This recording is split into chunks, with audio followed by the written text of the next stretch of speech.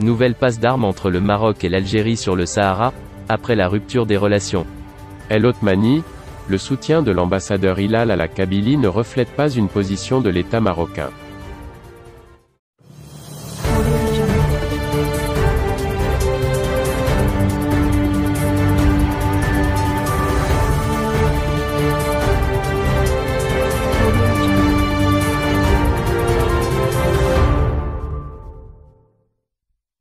Nouvelle passe d'armes entre le Maroc et l'Algérie sur le Sahara, après la rupture des relations. À l'Organisation des Nations Unies, l'Algérie a qualifié le Maroc d'État occupant et a demandé une protection internationale du peuple sahraoui. Le Maroc a riposté en lançant une mise en garde au pouvoir aux voisins de l'Est. Sans la participation d'Alger lors des prochaines tables rondes, il n'y aura pas de processus politique, a averti Omar Hilal. Nouvelle passe d'armes entre l'Algérie et le Maroc. Elle a eu lieu en République dominicaine où s'est tenue, du 25 au 27 août, une nouvelle réunion du comité spécial des 24 des Nations Unies chargé des questions de la décolonisation. À cette occasion, l'ambassadeur d'Alger à l'ONU, Soufiane Mimouni, a invité le comité à utiliser tous les outils dont il dispose, y compris les visites sur terrain, pour assurer la protection des droits politiques, économiques, sociaux et culturels du peuple du Sahara occidental, pour soutenir la réussite du processus de décolonisation, rapporte l'agence APS.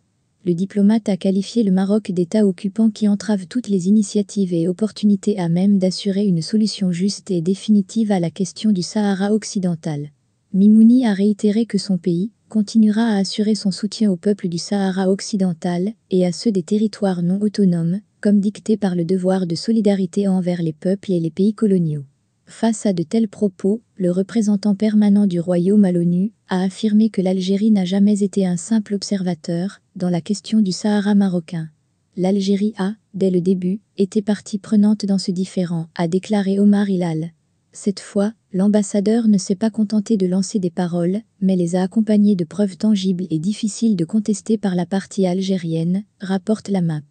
Sans la participation de l'Algérie, il n'y aura pas de processus politique. Pour étayer son affirmation, l'ambassadeur Omar Hilal a donné lecture, devant l'audience, à une lettre adressée, le 19 novembre 1975, par l'ancien ambassadeur d'Algérie aux Nations Unies, au secrétaire général de l'ONU, et distribuée en tant que document officiel du Conseil de sécurité. Le représentant algérien y précise qu'en plus de l'Espagne, en sa qualité de puissante administrante, les parties concernées et intéressées dans la question du Sahara occidental sont l'Algérie, le Maroc et la Mauritanie.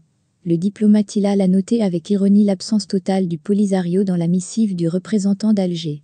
Hilal a également rappelé que lors des 2 batailles d'Angala de 1976, des centaines d'officiers et soldats algériens ont été capturés par les forces armées royales et remis ensuite à la Croix-Rouge internationale. Il a également puisé du feu vert en 2001 de l'ancien président algérien, Abdelaziz Bouteflika, à la proposition de la partition du Sahara entre le Maroc et le Polisario, une offre rejetée par le Royaume, une autre preuve pour confirmer l'implication d'Alger dans le conflit. L'ambassadeur marocain a, par ailleurs, lancé une mise en garde aux voisins de l'Est. Si l'Algérie s'obstine dans son déni, lors de la reprise du processus politique, que nous espérons, dans les prochaines semaines, et si l'Algérie ne reprend pas sa place à la table ronde, il n'y aura pas de processus politique, a-t-il menacé. Pour rappel, Alger a été représenté par ses ministres des Affaires étrangères aux 2 tables rondes, organisées par l'ONU en décembre 2018 et mars 2019 à Genève.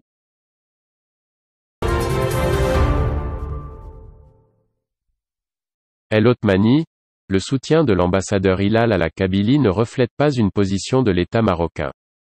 Au grand bonheur des médias algériens, le chef du gouvernement, Saadedine El Othmani, a taclé sévèrement le représentant permanent du Royaume, Omar Hilal, au sujet de l'appui de Rabat à l'autodétermination de la Kabylie. Nouvelle incursion de Saadedine El Othmani sur le terrain des affaires étrangères, qui n'est pas passée inaperçue. Ce jeudi, le chef du gouvernement qui était l'invité du site d'information Express pour débattre des élections du 8 septembre, a estimé que le soutien exprimé par le représentant du Royaume à l'Organisation des Nations Unies à l'autodétermination de la Kabylie ne traduit pas une position de la politique de l'État marocain. Pire, El Othmani, qui avait occupé pourtant les rênes de la diplomatie marocaine lors du gouvernement Bankiran, a ôté toute importance à la note adressée par l'ambassadeur Omar Hilal à la présidence azérie lors de la réunion du mouvement des non-alignés, organisée par visioconférence les 13 et 14 juillet. Il a ainsi souligné qu'elle n'est qu'une réplique à l'appui proféré, depuis la même tribune virtuelle, par le ministre algérien des Affaires étrangères, Rantan Lamamra, au droit de l'autodétermination de la République du Sahara occidental. Des propos qui émanent d'un ancien ministre des Affaires étrangères. Ce vendredi, la chaîne algérienne Chourouk News s'est vite emparée des propos d'El Othmani, au point de consacrer une émission à les décortiquer, et par la même occasion à tirer à boulet rouge sur le royaume. Les invités du média proche des militaires étaient appelés à juger s'il s'agit d'une nouvelle manœuvre ou d'un acte de mendicité de la part du Maroc, quémandant du pouvoir algérien de revenir sur la décision de rupture des relations diplomatiques.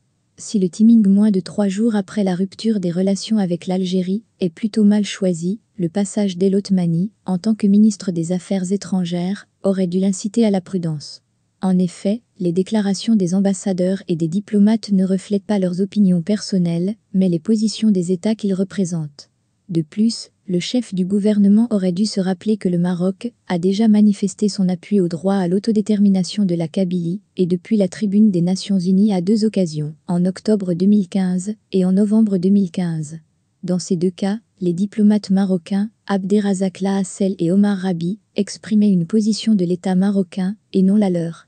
Force est de constater que les incursions d'El Othmani sur le terrain de la politique étrangère ne lui réussissent guère. Sur l'Algérie, en mai 2019, il avait prédit une amélioration des relations algéro-marocaines après la destitution du président Abdelaziz Bouteflika.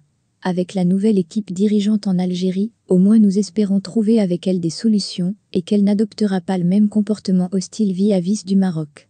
Et en août 2020, il était monté au créneau à l'occasion d'une conférence organisée par la jeunesse du PJD, pour affirmer que le Maroc rejette toute normalisation avec l'entité sioniste.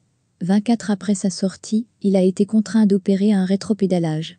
Pour mémoire, El Othmani avait eu recours à une autre volte-face, pour nier toute réunion, avec le chef de la diplomatie du Kosovo, en marge de l'Assemblée générale de l'Organisation des Nations Unies de 2018.